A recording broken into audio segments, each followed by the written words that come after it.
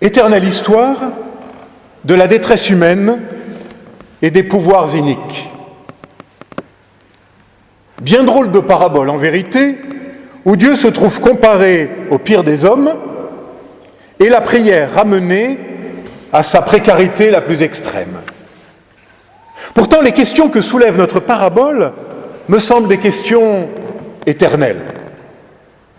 En effet, des gens spoliés en butte à l'injustice, au refus même de justice. Des pouvoirs injustes, enfermés dans leur tour d'ivoire. Le texte grec joue même sur les mots en affirmant que le juge est un juge sans justice. Un juge sans justice. À quoi se raccrocher alors?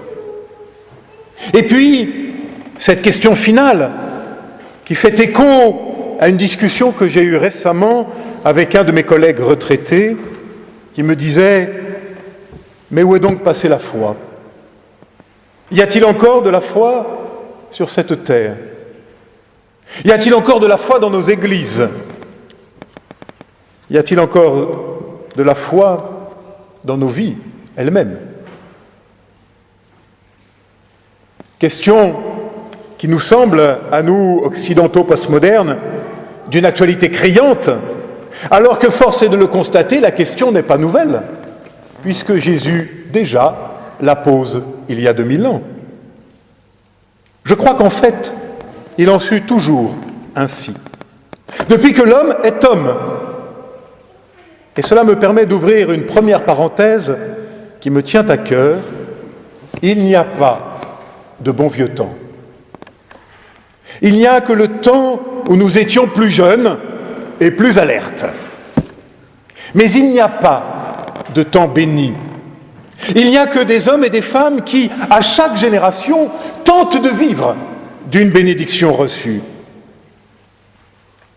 Non, il n'y a pas de temps béni. Il n'y en a jamais eu. Et ceux qui se lamentent après une chrétienté perdue devraient relire leur livre d'histoire et constateraient qu'elle n'a pourtant rien épargné, la chrétienté regrettée, ni les massacres, ni les guerres, ni les spoliations, ni les injustices de tout genre. Non, mes amis, il n'y a jamais eu de temps béni. Mais il y a le temps opportun, le temps de la grâce, qui vient tout transfigurer, ici et maintenant, aujourd'hui, et de génération en génération. Si et seulement si, comme aurait dit mon vieux prof de maths, si et seulement si, tu te laisses transformer par la parole de l'Évangile. Mais revenons à notre parabole. Face à l'injustice et à l'impuissance où sont confrontés les petits, face à cette constatation qui est la nôtre, qu'il est bien difficile de vivre dans la foi, c'est-à-dire dans la confiance et dans l'espérance, eh bien c'est le désespoir qui nous menace et risque de tout submerger. J'ouvre ici une seconde parenthèse. La foi. Il ne s'agit pas de l'adhésion à un catalogue de dogmes qui n'existe pas encore. Il ne s'agit pas de croire en ceci ou en cela, cocher la bonne case et vous gagnez l'enfer ou le paradis. Non, bien sûr que non. Il s'agit de ce saisissement de tout l'être devant la parole de l'Évangile. Il s'agit de la confiance, de cette confiance fondamentale que je peux mettre en l'homme de Nazareth, comme celui-ci l'a mise en son Père. La foi, en grec pistis, signifie bien d'abord et avant tout cette confiance inconditionnelle que je suis appelé à mettre en Dieu, et qui d'ailleurs ne fait que répondre à la confiance inconditionnelle que Dieu lui-même met en toi, en moi, en nous. Car oui, c'est Dieu le premier qui croit en toi, en moi, en nous. Et ça par-delà nos échecs et nos errances. Parce que nous croyons que jamais personne ne se réduit à ses échecs et à ses errances. Et c'est cela la bonne nouvelle de l'Évangile. malgré nos résignations et nos lâchetés.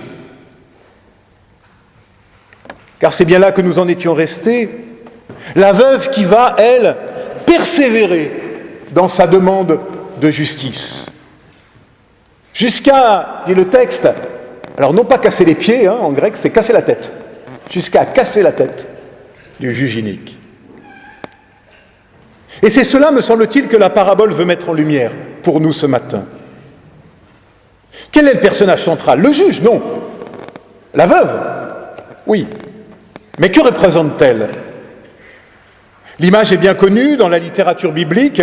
La veuve, c'est l'image du petit peuple fidèle d'Israël. C'est l'image aussi de la première communauté chrétienne, en but à l'exclusion et aux premières persécutions.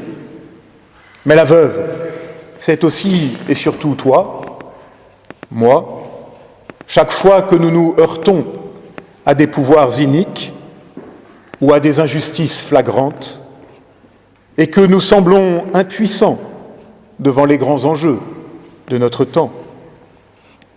Et là, très exactement là, surgit l'impensable, alors que les jeux semblaient faits, surgit l'impossible possible. Le juge cède. Non pas pour de bonnes raisons. Il ne s'est pas converti. Non. Il cède contre toute attente et contre toute expérience. Et là, oui, là, très exactement là, réside l'une des pointes de notre texte.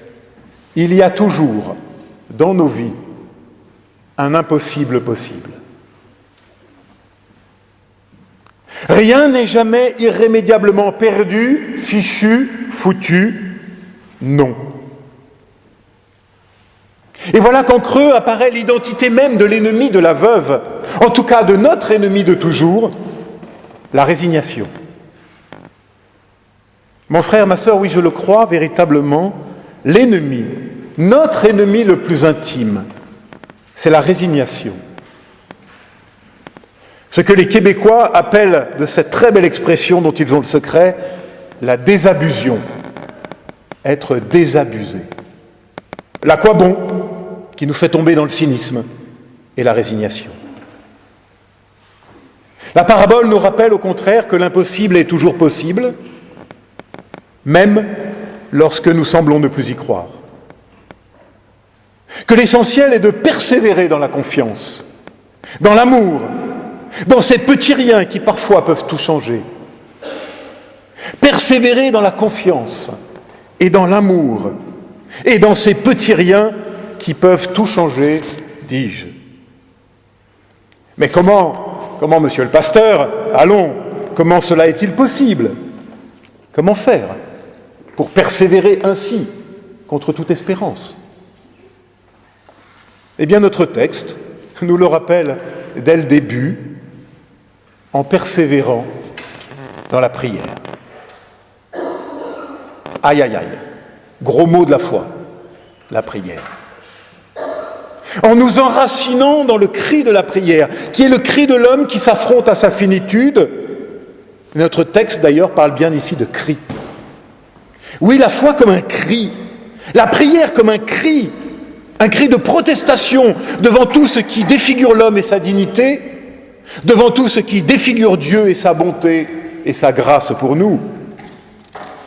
Oui, nous pouvons nous enraciner dans cette relation fondamentale qui change tout et qui peut nous donner justement de ne pas désespérer. Dans cette relation, ce face-à-face que l'on nomme la prière. Ne nous méprenons pas. La prière, avant d'être demande, est d'abord écoute et mise en présence. C'est d'abord un devant Dieu. Mais cette écoute de cette parole qui veut me relever et me faire vivre. Cette écoute n'est pas une écoute muette. La prière n'est pas mutisme, comme le dit très justement le théologien Daniel Marguerat. Je le cite, « Pourquoi demander ?» Mais justement pour être devant Dieu celui qui demande, pour formuler son besoin, pour trouver devant lui sa juste place d'homme et de femme de désir, pour ne pas nous résigner. La prière de demande procède d'un refus. Le refus de la surdité devant les malheurs du monde, refus de la tactique boule qui est dans les oreilles quand l'humanité crie et pleure. Ce refus du mutisme est à proprement parler le combat de la prière. Fin de citation. Et il me semble que c'est aussi le combat de la foi, que c'est aussi le combat de notre humaine condition, afin de ne pas sombrer à nouveau dans la barbarie. C'est là que s'enracine notre espérance et notre courage d'être, de résister à la résignation en nous enracinant dans ce face-à-face avec l'autre, le tout autre. Oui, la prière comme force d'indignation et de résistance.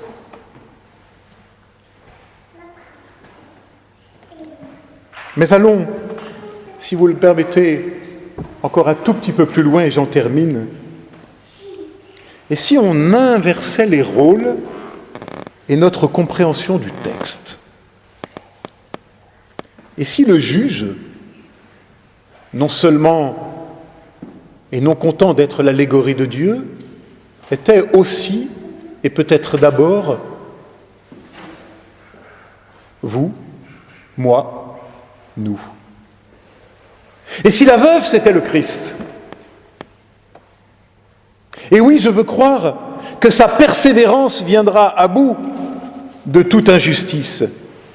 Oui, dis-je, et si le juge, c'était d'abord nous, les hommes? Ce texte nous présente d'ailleurs quelqu'un qui nous ressemble beaucoup. Il est hermétique, il ferme les yeux devant les autres, il n'a foi ni en Dieu, ni ne respecte les hommes. Il est replié sur lui-même, in curvatus in se, disait Luther, dans une belle définition du péché. Le péché, c'est quoi? C'est l'homme replié sur lui-même, l'homme sourd aux autres et à Dieu. Alors ne nous ressemble-t-il pas d'une façon tragique? Mais survient la pauvre veuve, image peut-être du Christ, pauvre dans sa fragilité et dans l'impuissance de la croix, et qui pourtant, sans se lasser jamais, frappe à la porte de notre cœur pour y faire pénétrer la parole de grâce et de vie. Amis, y eut-il jamais meilleure nouvelle? Amen.